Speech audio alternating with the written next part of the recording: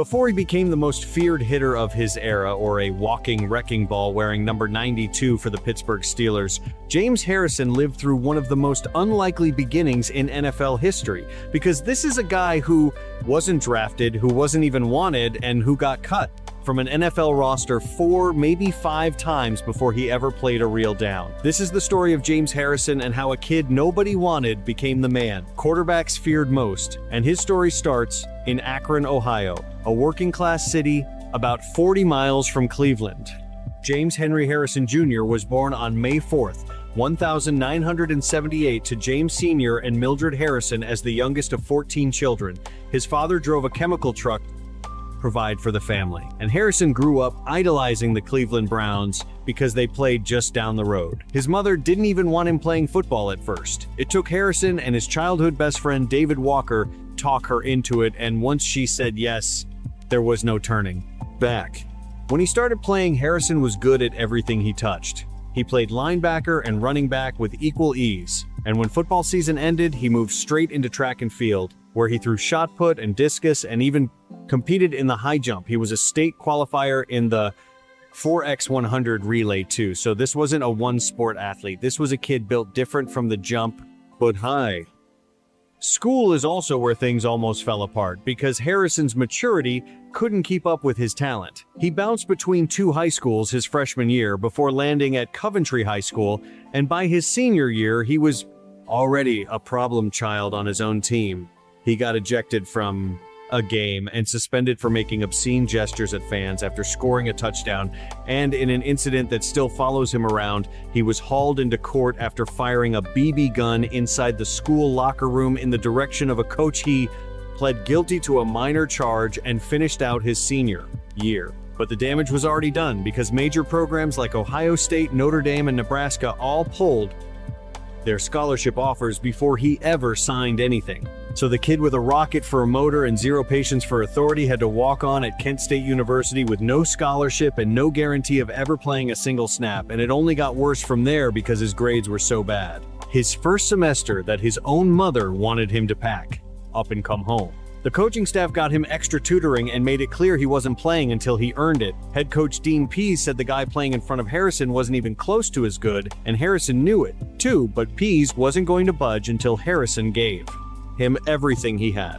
That ultimatum changed everything, because Harrison raised his GPA all the way up to a 3.0 and started taking practice seriously. For the first time in his life, he sat out his true freshman year under NCAA academic rules, then became a starter for the final 3 games of the 1999 season, leading the team with 106 total tackles by his senior year in 2001. He was a team captain, and he was terrorizing the Mid-American Conference with 12 sacks and 20 tackles for loss.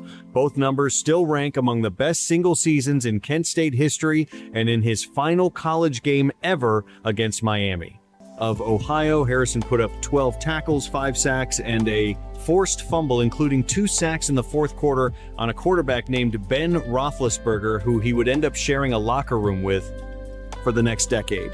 So how did a walk-on who terrorized the MAC as a senior captain end up going completely undrafted? The answer is simple. Teams thought he was a tweener at 6 foot even, and 240-pound scouts said he was too short to play linebacker and too light to play on the defensive line, and every single team in the league passed on him during the 2002 NFL Draft. Nobody wanted him, but one franchise did give him a training camp invite, and it was the Pittsburgh Steelers who signed him as an undrafted free agent, making him the first Kent State linebacker on their roster since Hall of Famer Jack Lambert. But an invite to camp is not the same as a job, and Harrison found that out the hard way, because this is where his career nearly ended before it started. He spent his first 2 years bouncing on and off the Steelers practice squad and getting released 3 separate times. His own teammate, James Ferrier, later admitted Harrison was so green early on that he would just give up on plays he was struggling with and begged the coaches to pull him. Ferrier called him a knucklehead who didn't know the plays and said the whole locker room thought the guy was crazy during this stretch. He even wore number 93 because his now famous number 92 already belonged to Pro Bowl linebacker Jason Gilden. After his 3rd release from Pittsburgh, the Baltimore Ravens picked him up, sent him overseas to play for the Rhine Fire in NFL Europe, where he started all 5 games he appeared in, and when he came back home, Baltimore cut him too. That made 4 releases in about 2 years, and Harrison was done pretending it didn't hurt. Harrison has said in interviews that by his own count, it was really 4 or 5 times he lost a roster spot in that stretch, and sitting there unemployed with no team calling, he seriously considered walking away from football for good. Told people he was ready to get his commercial driver's license like his father and drive trucks for a living, or maybe go back to school and become a veterinarian since he had always loved animals. He figured if nobody picked him up, soon it just was not meant to be, and he was ready to go get a regular job working 40 or 50 hours a week like everybody else. Sponsor segment, insert your ad read here. Ideally landing right on this beat about Harrison seriously considering quitting before catching his break. And that quiet surrender never really got tested because right before the 2004 season, Steelers linebacker Clark Haggans broke his hand in a freak weightlifting accident, and Pittsburgh needed a body. Harrison got the call for a 4th time from the Steelers, and this time something clicked. He showed up to training camp and looked like a completely different player. He made the 53-man roster, and he never left the organization again for the better part of the next decade. His first 2 years back were nothing flashy. He played mostly special teams and backup linebacker snaps, but his first career start finally came on November 14, 2004, against his hometown Cleveland Browns, after Steelers linebacker Joey Porter got ejected for fighting before the game even kicked off. Harrison balled out in that one and scored his first career touchdown a few weeks later on a fumble recovery against the Buffalo Bills in 2005. He picked up his first Super Bowl ring when the Steelers beat the Seahawks in Super Bowl XL. Even though he barely played that same Christmas Eve against the Browns, he also became a local legend for a very different reason. When a drunk fan ran onto the field at Heinz Field, and Harrison picked the guy up and put him on the ground himself before security ever showed up.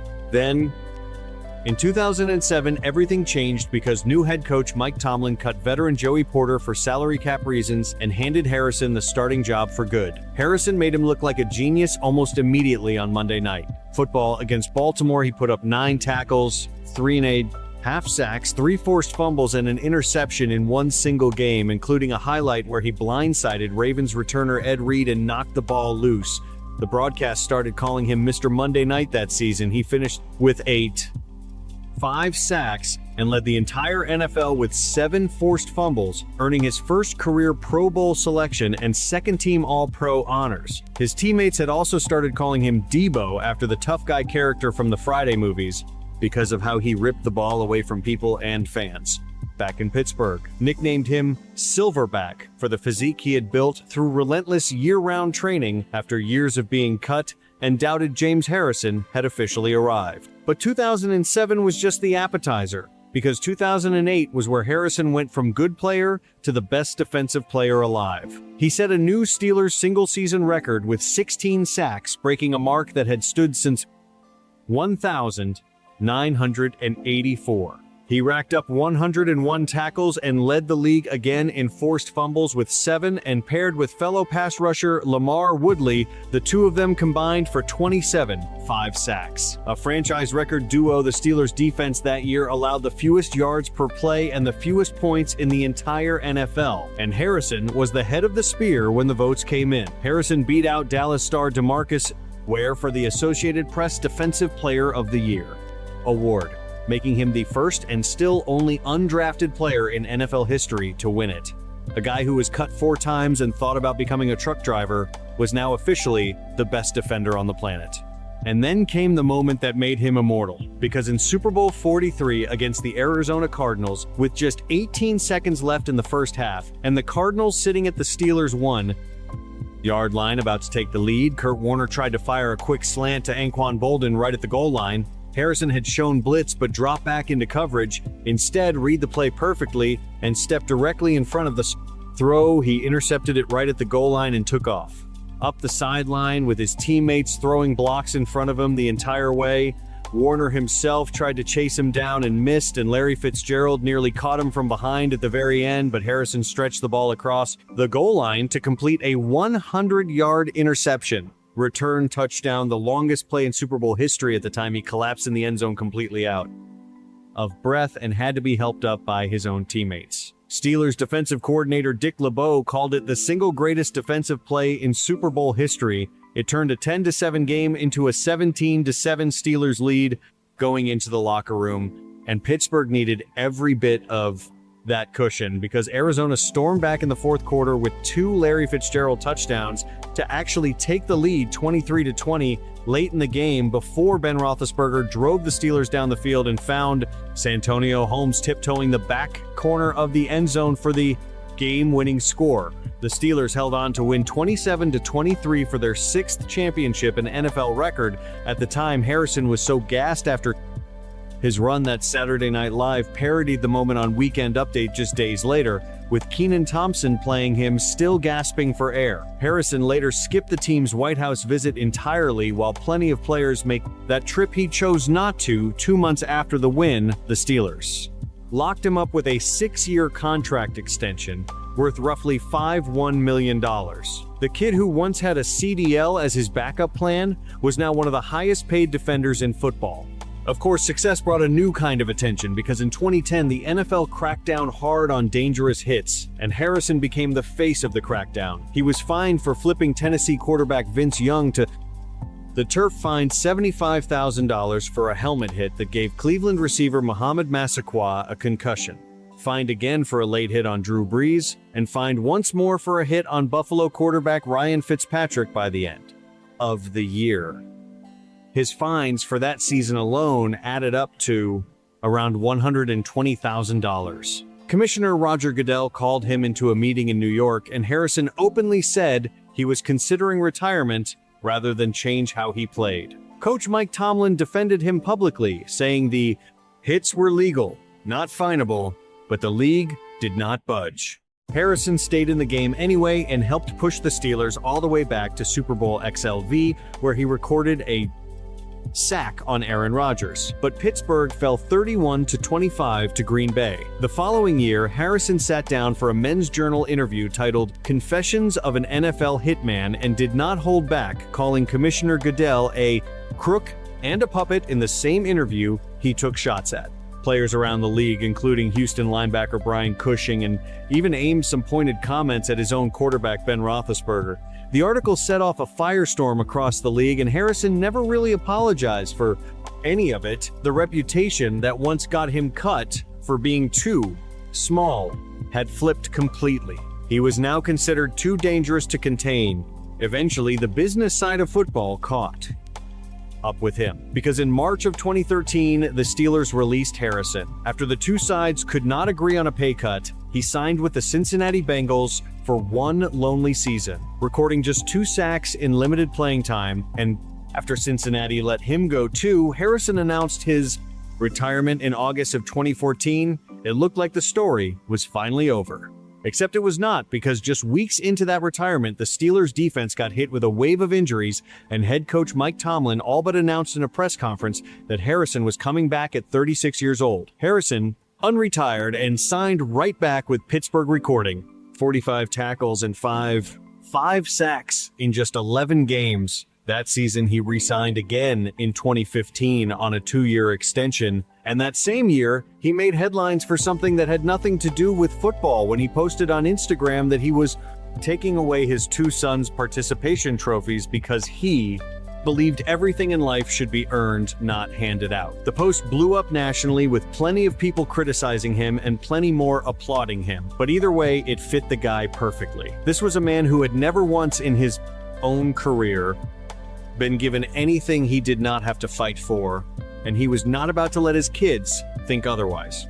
By November of 2016, at 38 years old, Harrison passed longtime Steelers great Jason Gilden to become the franchise's all-time sack leader, and part of how he was still playing at that age at all traced straight back to how obsessively he trained. He became almost as famous for his off-season workout videos as he was for his hits, piling up insane numbers in the weight room, hiring his own massage and chiropractic team, and following a strict diet year-round, long after most linebackers his age had already retired. For a guy who spent his first 2 pro seasons unable to stay on a 53-man roster, becoming the greatest pass rusher in one of the most storied franchises in NFL history was almost poetic.